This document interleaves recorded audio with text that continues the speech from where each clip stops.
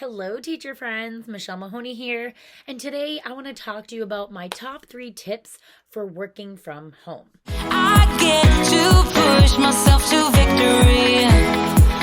You make me winner. If you're anything like me and maybe you just started working from home, it's like fun and exciting, and it's really motivating to be able to have your own flexible schedule. But it's also a little overwhelming to be like, hey, I'm my own boss. There's no one coming down on me. There's no one setting deadlines or telling you what to do or where to go or how to do it. And while those are great things for me, that's what's motivating me to work from home and work for myself, it also puts you in this position where you're like, that's great, but what do I need to do? right? So you do have to have some sort of structure and an end game, right? So every day when you wake up and you're doing work, what are you actually doing? Are you actually doing work, or are you just being productive and it looks like you're doing work, but you're really not getting anything accomplished?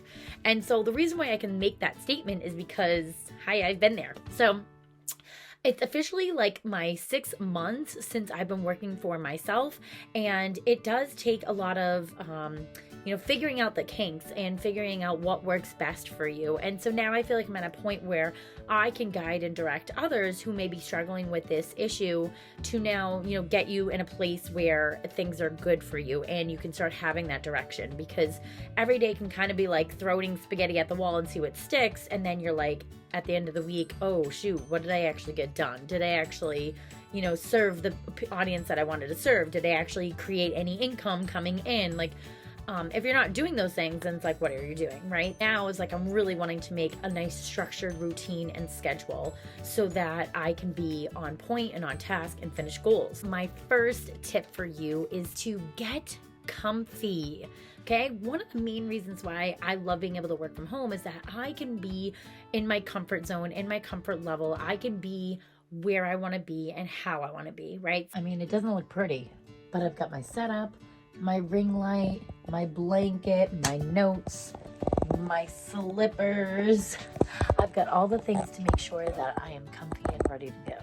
So what that means for me is I can sit here with a blanket while I'm working, and I can have my slippers on, and I could be in my office and whatever I want it to look like. And it makes all the difference, right? If you're not having to wake up and like having to put on a certain outfit because you have to look a certain way for your position, and put on shoes that you don't really like, that 2 hours in you're gonna want to take them off, and like those are just some of those things, right? Where if you're going to a job that you just really don't like, it just adds on with your comfort level. And so for me, I've never ever been a morning person, like never.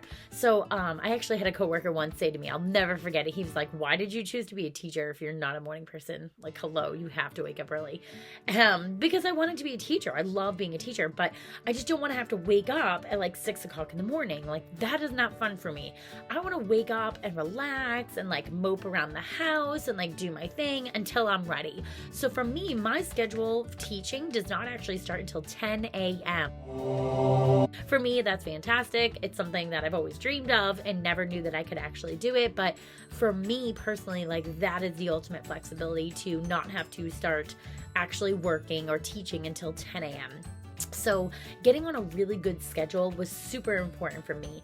I wanted to make it so I could go to bed when I wanted to, and I could wake up when I wanted to, and I'm not really, finding that like distress of having to wake up to a 6 a.m. buzzer in my ear, because I do not want to wake up at 6 a.m. But the important thing is that I have a structure and a schedule now. So just a little tidbit of my schedule, if you're interested. What I like to do is I wake up around 7:30 every morning. I get my girls up. I have to get them ready and up and like organized for school.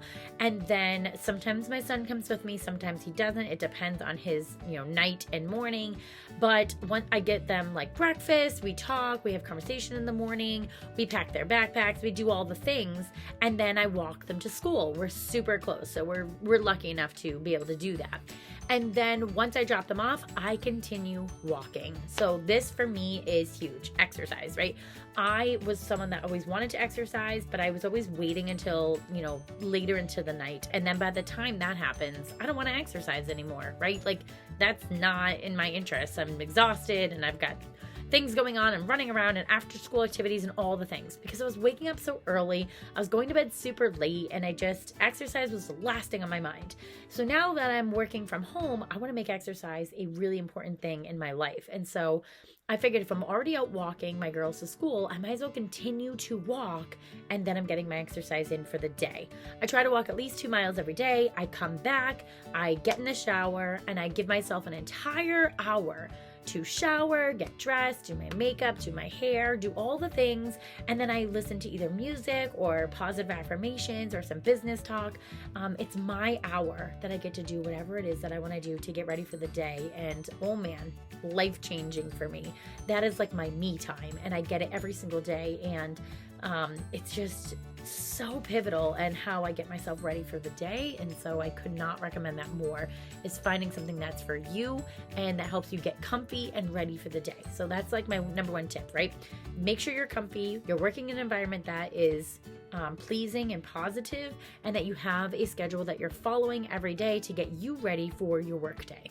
Okay, the next thing is knowing your tasks. So this is something I struggled with for a little bit, right? So I knew what I wanted to do, but there's so many things on my list that I wasn't really making an effort to make sure that they were getting done daily or weekly or what have you. So I decided to actually make myself my own job description, because when you go for a formal job outside of your home, there's usually a job description of all the list of duties that you're supposed to do to fulfill that position, and then you can decide whether you're qualified or not. And so for me, I said, hey, why don't I make myself a job description? What is it that my position is? What am I trying to get accomplished here? And what are all the tasks that I need to do in order to accomplish those goals? So I wrote down what it is exactly that I want to accomplish. And then I wrote down the tasks of what I need to be doing in order to, fulfill my position of actually having my own business. For me, I like to use a program called Trello. Trello helps keep me organized across everywhere, right? So every morning when I come down to my office at 10 a.m., I come in and I check Trello and I see what day it is, what I'm supposed to be focusing on, and then any of the tasks that are involved with that list. So something that is super important for me is having a to-do list and making sure that I have, what my main focus is, and then my task lists of all the things that I need to make sure that get done for the day. And so this isn't just a regular to-do list where, they never get done, right? It's on your refrigerator and you have like 50 things and, you don't ever actually accomplish them. For me, this is like a work to-do list. So I'm actually guided and directed every day. So I know what I'm supposed to be doing, how I'm supposed to be doing it, and when it needs to get done.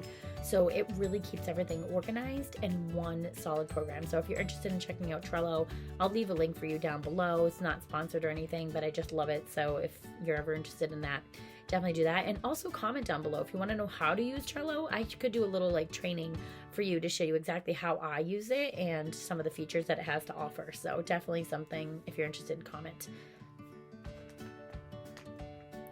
And another thing that I think is super important is having a goal or a deadline of some sort of what you want to get accomplished. So for me, I like to post weekly YouTube videos. And so in order for me to make sure that that gets done, there has to be an end date. There has to be a deadline, a goal. So every Friday is my goal to have a video uploaded on the platform for you to watch and get some value from.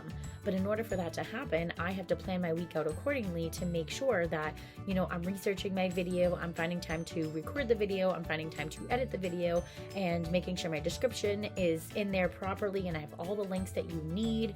And I send out my email to show everybody that I've got it, and I'm promoting it on my social media accounts so people can actually watch it and see it.